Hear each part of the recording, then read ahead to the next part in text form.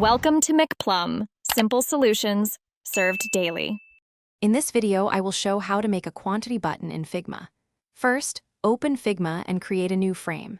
Inside this frame, you'll want to add 3 text layers. Position one for the minus sign, another for the plus sign, and a central one to represent the numerical quantity. Ensure consistent spacing and alignment for a clean look.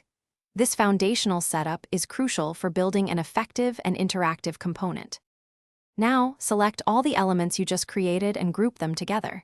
Convert this group into a main component.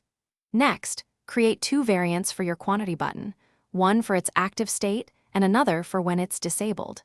You can easily adjust the styling for each variant, perhaps by reducing the opacity of the disabled state to clearly indicate it's not interactive. This approach makes managing different button states much simpler. Let's bring our button to life by adding interactions. Switch over to prototype mode in Figma. You'll want to connect the plus button so that when clicked, it increases the quantity value. Similarly, link the minus button to decrease the quantity. Use change to interactions for smooth transitions between states. Remember to consider edge cases, like preventing the quantity from going below 0. This step makes your button fully functional.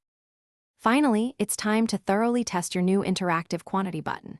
Make sure all the plus and minus interactions work as expected and that the states transition smoothly. Refine any animations or transitions to ensure a polished user experience. A well-designed button feels intuitive and responsive. For more great tips and deals, check the description below. And hey, if your car needs a refresh, you'll find a link there for Little Tree's Black Ice Air Fresheners. Thanks for watching. Stay juicy and subscribe.